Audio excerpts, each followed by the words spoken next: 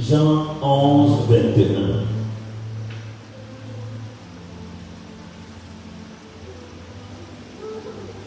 Jean 11, 21. Marc dit à Jésus. Marc dit à Jésus, Seigneur, tu eusses été ici, si tu eusses été ici, mon frère ne sera pas mort. mon frère ne serait pas mort. Amen. Amen. Assieds-toi dans la paix du Seigneur.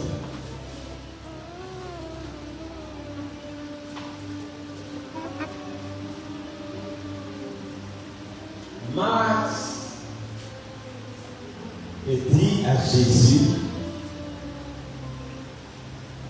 Jésus, si tu avais été là,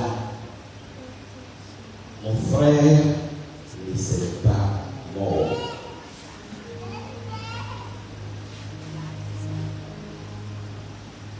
La mort, c'est quoi? La mort, c'est la fin de la vie. La mort également, c'est quoi? C'est quand tu perds tout autour de toi.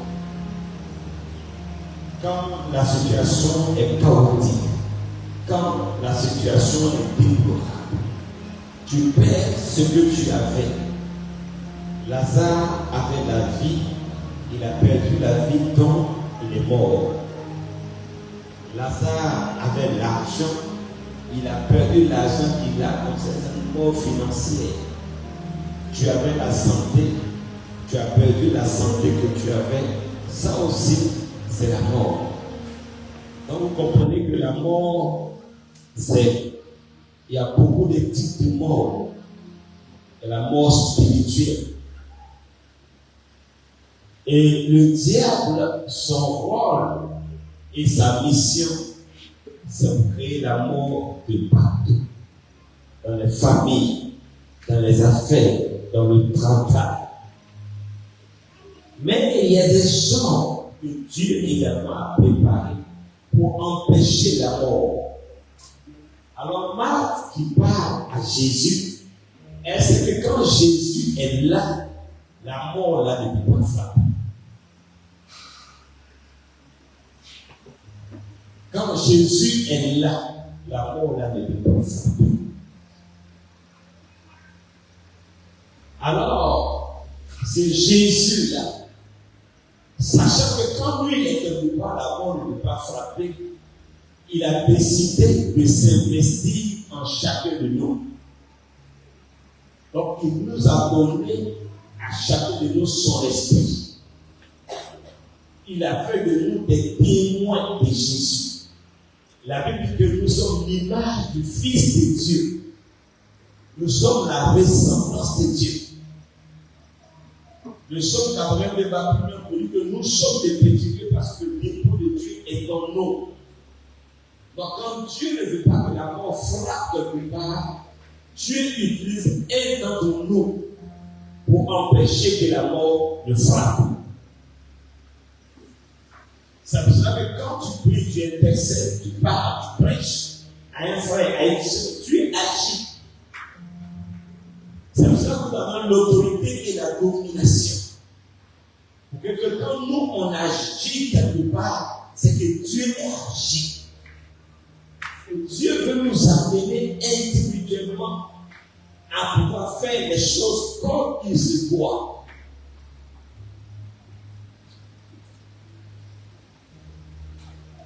Quand un enfant de Dieu comme toi et moi se retrouve quelque part, les enfants qui viennent d'arriver à côté derrière là-bas, et puis moi on va ici, à gauche ou à droite.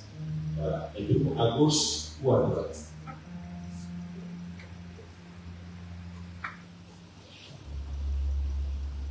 Donc Dieu a donné à chacun de nous son autorité.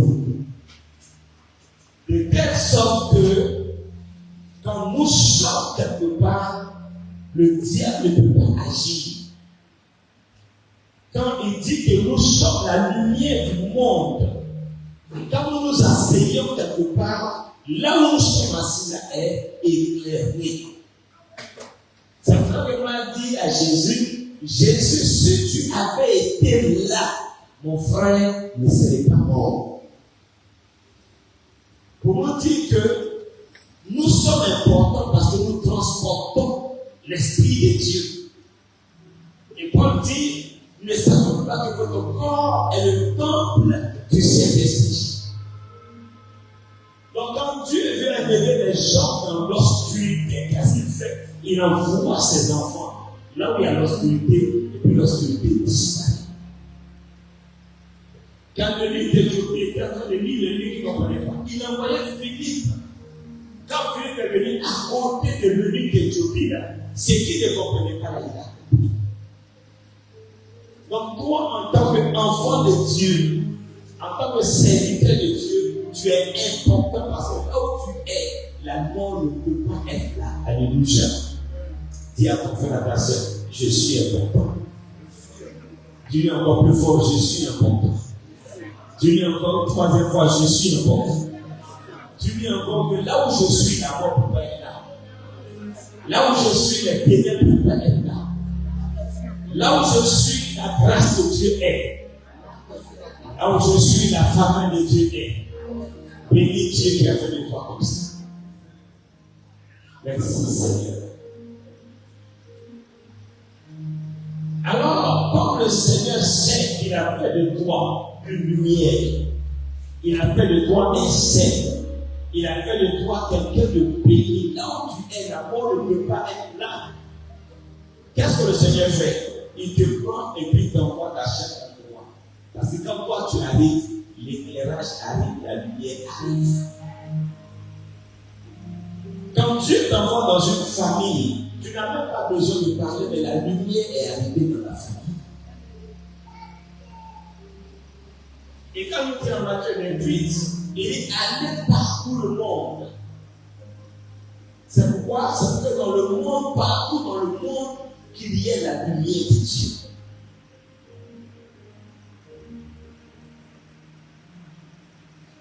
J'ai pu participer à une formation pendant 2 semaines.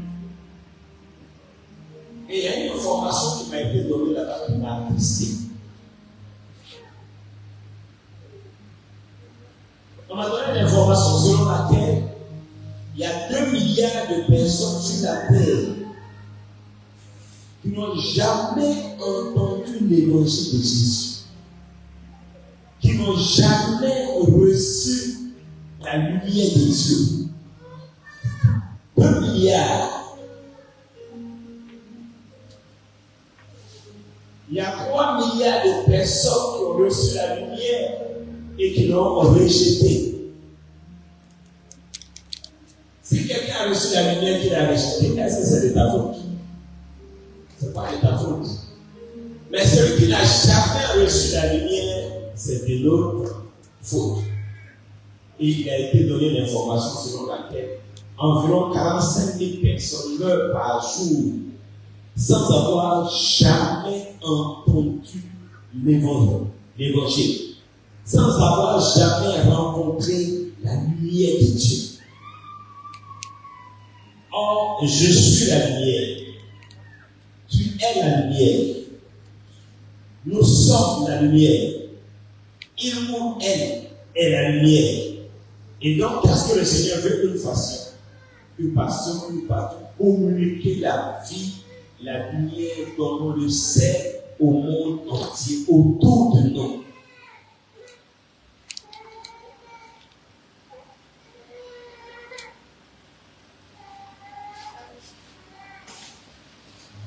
Quand tu intercèdes pour un frère, c'est la lumière que tu lui donnes. Quand tu pries pour un bien-aimé, c'est la lumière que tu lui donnes. Quand tu rends visite à un frère, c'est la lumière que tu lui apportes. Quand tu vas à l'hôpital, rends visite à un malade, rends visite à un prisonnier, c'est la lumière que tu lui apportes. Lorsqu'un frère est découragé, que tu vas vers lui, c'est la lumière que tu lui apportes. Donc nous sommes des faiseurs de lumière. Nous sommes sommes des dispensateurs de la grâce de Dieu. Et le Seigneur nous appelle à cela. Alors je vais vous poser une seule question. Pourquoi la lumière que nous avons reçue de la part du Seigneur, pourquoi nous ne la communiquons pas aux autres? Qu'est-ce qui nous empêche de la communiquer aux autres? Je vais demander ça à soi. Qu'est-ce qui t'empêche de communiquer la lumière aux autres?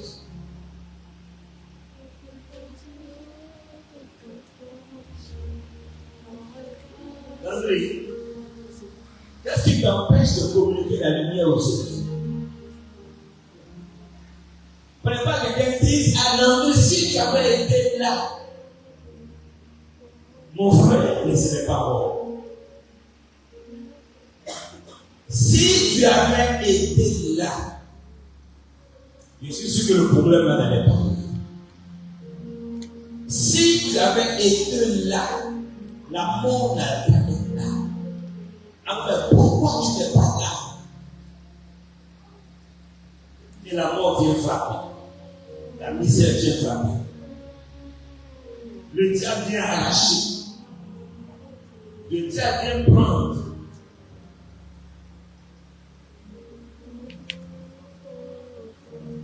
Regarde. Alors je pose la question. Généralement, beaucoup ne communiquent pas la lumière parce qu'ils ne savent pas le faire. Il y a beaucoup qui ne communiquent pas la lumière parce qu'ils ne savent pas aussi les grâces et les bénédictions qu'on a à communiquer la lumière. Beaucoup sont gênés, beaucoup ont honte. Or, le Seigneur dit, je te rends de moi, moi aussi je te rends de toi. Beaucoup ont honte, sont gênés. Beaucoup accusent le temps. Donc, nous, qu'est-ce que nous devons faire? Nous devons vous instruire, vous enseigner, vous encourager, vous montrer les techniques et les méthodes. Pour que chacun de vous, chacune de vous, là où tu es, la lumière est là.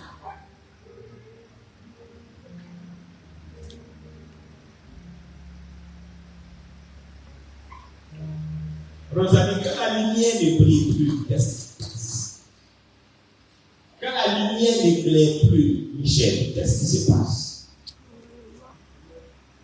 C'est ma dernière question, et puis je vais m'arrêter là. Quand la lumière ne brille plus, qu'est-ce qui se passe? Annick, quand la lumière ne brille plus, Viviane, quand la lumière ne brille plus, parce que c'est particulier. Quand la lumière ne brille plus,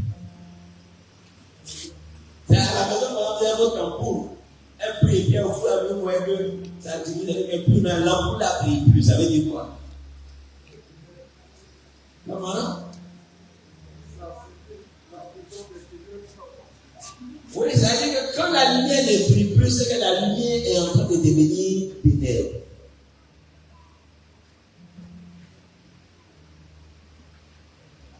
Quand un feu est allumé et que le feu commence à s'éteindre, mais en contact d'un autre feu, le feu reprend. Donc quand tu ne vas pas communiquer la lumière qui est en toi aussi va commencer à s'éteindre, à s'éteindre, à s'éteindre, à s'éteindre. C'est comme ça, vous voyez les chrétiens qui étaient motivés, qui étaient zélés. À un moment donné, ils s'éteignent, ils s'éteignent. Et puis à un moment donné, quand il change de carrément, il va dans les ténèbres. Je prie Dieu que cela ne soit pas en place.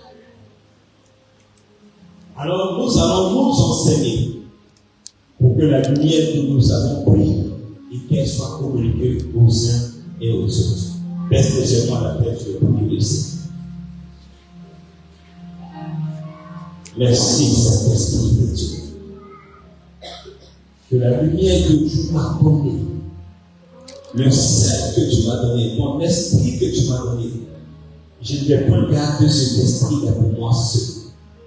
Je ne vais pas garder cette lumière pour moi seul, mais Seigneur, je vais la communiquer à mon frère, la communiquer à ma soeur, la communiquer dans ma famille, la communiquer dans ma salle de classe, la communiquer dans mon quartier, la communiquer dans mon travail, afin que Seigneur, le monde entier reçoive ta lumière et les grâces et les bénédictions qui reposent sur la vie de ceux qui ont la lumière, que Seigneur, je la reçois. Au nom de Jésus-Christ de Nazareth, j'ai prié. Amen. Tiens-toi debout avec moi maintenant. Tout ce qui t'empêche d'annoncer la lumière, tu vas vaincre cela, tu vas prier pour anéantir cela au nom de Jésus-Christ. Si c'est la chair, si c'est le découragement, si c'est le manque de temps, si c'est le manque d'argent, tu as dit Seigneur que cela soit ôté au nom de Jésus. Merci Saint-Esprit de Dieu. Commence à prier maintenant. Commence à prier, commence à prier. Prie le Seigneur. Prie le Seigneur, prie le Seigneur. Prie pour que tu annonces la lumière, que tu annonces la grâce, que tu annonces les grâces, que tu annonces les faveurs, que la lumière qui est en toi puisse gagner toute ta famille, que la lumière qui est en toi gagne tout ton quartier, que la lumière qui est en toi gagne ta maison, que la lumière qui est en toi gagne tes collègues au travail, que la lumière qui est en toi gagne tes voisins et tes voisines, que la lumière qui est en toi éclaire. Tu es une lampe. Tu es une lampe. Et que la lampe commence à prier dans le nom de Jésus. Dans le nom de Jésus. Dans le nom de Jésus. Dans le nom de Jésus. Dans le nom de Jésus. Merci Seigneur. Merci Seigneur. On va s'attraper 2 à 2. Tu vas prier pour ton frère. Tu vas prier pour ta soeur. Tu vas dire Seigneur que mon frère soit un dispensateur de l'évangile. Que mon frère soit quelqu'un qui annonce l'évangile. Que ma soeur soit quelqu'un qui annonce l'évangile. Qui annonce la lumière du monde. Qui annonce la grâce du monde. Qui annonce les faveurs du monde dans le nom de Jésus. Merci Saint-Esprit de Dieu parce que tu le fais. Merci Saint-Esprit de Dieu parce que tu le réalises. Merci Saint-Esprit de Dieu parce que tu l'accomplis. Continue de prier pour que ton frère, ta soeur, soit un dispensateur de l'évangile de Jésus-Christ. Nous bénissons le nom du Seigneur pour cela. Nous bénissons la grâce du Seigneur pour cela. Nous bénissons le Seigneur qui agit puissamment dans la vie des frères, dans la vie des sœurs, dans le nom de Jésus-Christ. Nous continuons de parler au trône de Dieu. Que la main du Seigneur agisse puissamment dans le nom de Jésus-Christ. Que la main du Seigneur continue d'agir, continue de prier, continue de prier, continue de prier, continue de prier. Merci Saint-Esprit de Dieu.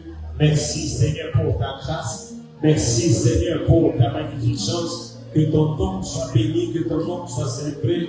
Merci Jésus. Merci Saint-Esprit de Dieu. Merci Dieu de gloire et Dieu de grâce. Merci Seigneur. Parce que je suis l'évangéliste du Seigneur, je suis le missionnaire du Seigneur. Dieu, ouvre mes yeux, et tends ta main de grâce, et tends ta main de faveur. Merci Saint-Esprit de Dieu, merci Seigneur. Au nom de Jésus, nous avons prié.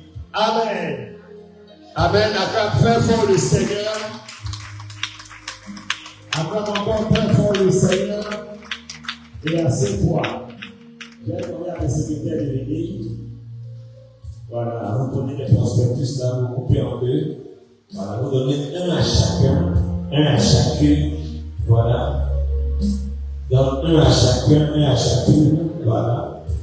Avec ça aussi, vous donnez un à chacune. Voilà. Carité. Voilà. Donc un à chacun. Donc aux adultes, simplement aux jeunes, aux adultes, pas aux enfants. Voilà. Je veux que la semaine prochaine, que nous rentrons, que tu annonces l'évangile au moins à une personne. Et maintenant, chaque dimanche, je vais prendre 15 minutes pour vous enseigner sur les techniques d'évangélisation, les techniques pour annoncer l'évangile. Voilà, il faut que chaque semaine, tu annonces l'évangile au moins à une personne. Tu pries au moins pour une personne, tu intercèdes pour une personne. Et chaque semaine, tu te donnes ce défi-là, que je vais annoncer l'évangile à une personne pour que la lumière de Dieu soit enseignée dans le monde entier. Dans le monde entier. Merci Seigneur. J'appartiens donc à une personne. On fait prier. Une personne. Voilà. Donc, chaque dimanche, je prendrai 15 minutes pour vous enseigner sur comment annoncer l'évangile. Comment intercéder pour quelqu'un. Voilà. Nous allons apprendre ces choses importantes là, pour que chaque semaine gagne une âme pour le Seigneur. Et chaque semaine, tu viens à gagner devant la face du Seigneur. Merci, Saint-Esprit de Dieu. Mon amour, béni.